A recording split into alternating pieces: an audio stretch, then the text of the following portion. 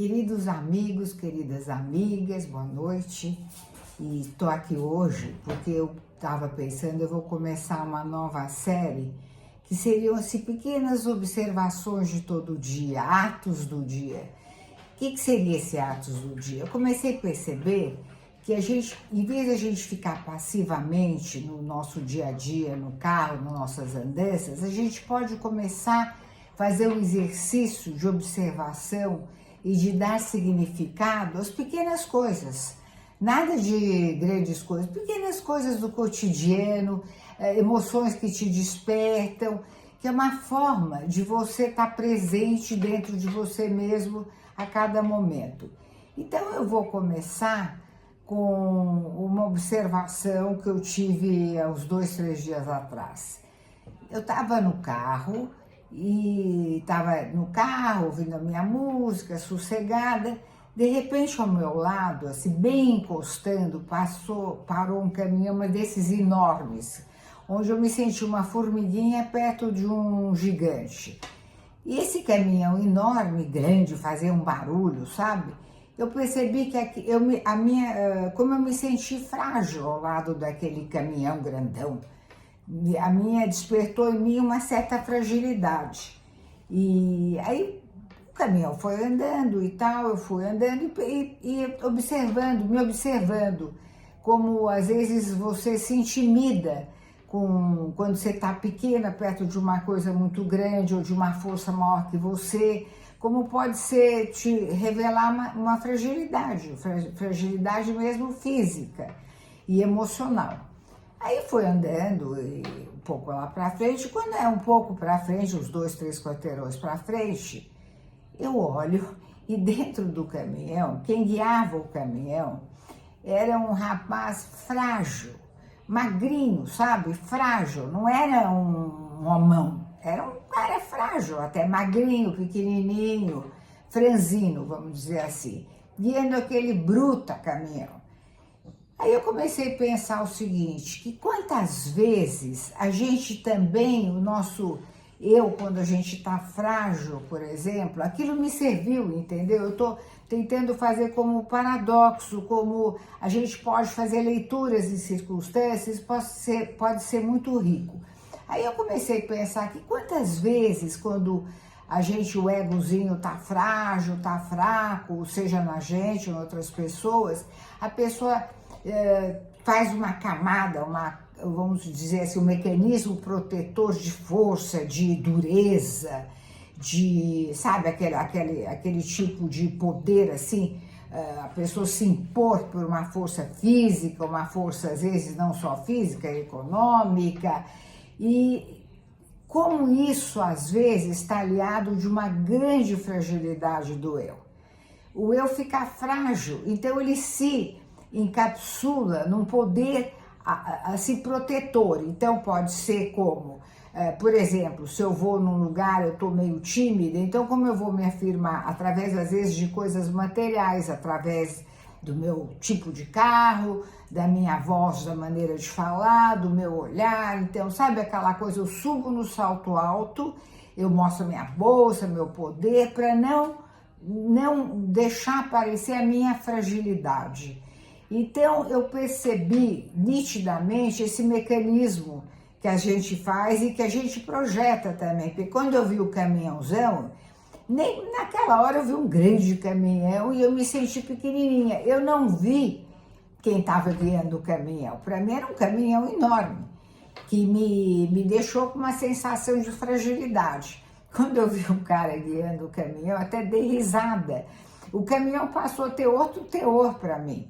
Aí que eu aproveitei e comecei a fazer uma análise. Então, assim, vamos observar no teu dia a dia, se é na rua, sabe? Esse tipo de coisa te torna mais dinâmico o teu dia, fica menos monótono. Por exemplo, se você tem que ir a algum lugar num carro, quando você começa a observar a vida como aprendizado e aproveitar esses momentos para sacar, para insights. E é muito engraçado isso do poder, né? Quem realmente, o ego realmente que se sente bem consigo mesmo, ele não precisa afirmar nada, ele está bem, ele está tranquilo. Ele não precisa mostrar o poder, ele não precisa mostrar o tamanho, que nem o caminhão, um tamanho grandão, sabe? Para dizer, tô aqui. Sabe, a pessoa que precisa falar mais alto, a pessoa que precisa se mostrar aí na frente. Então, isso é muito, muito engraçado, essa coisa, esse dia a dia onde a gente se apercebe de coisas desse tipo. Essa foi uma das vivências desse dia. Depois eu estava num lugar e eu vi, tinha 3 senhores mais velhos e nada assim, um gordinho, baixinho, comuns, vai. E esses 3 sujeitos mais velhos estavam falando de um amigo e eu escutando, porque estavam do meu lado. Você sabe, quando a gente está em grupo, a gente pensa que só existe o grupo da gente, é uma outra coisa para vocês observarem. Seja mulher, homem, criança, quando está em grupo fica forte, grita, se movimenta. Sozinho o ego é mais frágil. Então esses 3 estavam conversando sobre um amigo que estava com uma mulher nova, uma namorada nova. Então eu achei engraçado porque os 3 falando assim, pois é, ela não é tão bonita, ela não é muito bonita, sabe? Criticando aquela moça, aquela mulher e criticando a escolha do amigo. Me deu até vontade de falar para eles o seguinte, até hoje vocês olham, vocês já têm idade, 70 e tantos anos, e continuam olhando as mulheres como objeto, como se elas são bonitas e criticando talvez esse amigo, eu não sei, são deduções minhas, eu não conversei nada, não falaria nada, mas é muito engraçado isso, porque a mulher até hoje ela é muito julgada e classificada pela sua parte estética, pela sua beleza, pelo seu poder de atração. E quando uma pessoa, por exemplo, um homem mais velho, ele tá com uma moça, ele tá com ela pela juventude, pela beleza dela e para mostrar muito para os outros. Mas é como se ele não permitisse que essa moça pudesse estar com ele por dinheiro. Ele ainda quer que ela o ame, ou que ela goste dele, ou ele se nega a perceber que existe uma troca. E eles, então, ele fala, já atendi, fala assim, não, mas eu não dou chance porque não vai estar comigo por interesse. Ora, existe uma troca, uma negociação. Então, essa juventude é tudo que essa moça tem para dar. E o que ele tem para dar? Ele tem para dar o poder do dinheiro. Entendeu?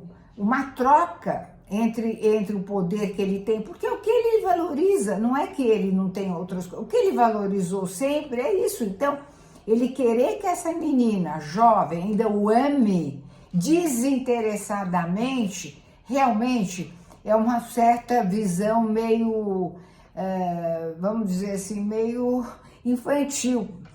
Porque não, existem trocas e tudo bem, entendeu? Eu te dou uma coisa, você me dá outra. Todas as relações têm um tipo de troca. Agora, esperar só receber e é uma forma infantil de querer viver relacionamento. Então, isso também foi engraçado. E eu observei isso, ouvi no todo dia. Então, eu vou agora, de vez em quando, gravar essas observações diárias de coisas que você não está pensando e que te ocorrem. Então é muito, muito gostoso a gente poder olhar o nosso dia com esses aprendizados. E com isso a gente aprende, com isso a gente se vê também. Quantas vezes a gente também não espera do outro coisas que o outro não tem para dar, ou a gente quer estar se hipervalorizando e que é uma forma de querer tudo do outro e o que você está dando, entendeu? Então, essa troca baseado em imagens ou relações que se baseiam, qual é o tipo de troca que eu tenho com a pessoa, mas não é o que ele me dá ou ela me dá, é o que eu estou dando, ou o que eu espero, e com certo realismo adulto. E é difícil as pessoas serem realistas e verem que as pessoas precisam uns dos outros. Então, toda relação tem uma gama de interesse, é normal, é relação, é uma ação entre duas pessoas, relacionar duas pessoas. Então, assim, tirar desse tipo de situação certos preconceitos infantis e começar a ver a vida de uma outra forma. Desejo a vocês um ótimo domingo, até a próxima, com mais uma das ações diárias. Beijo, tchau!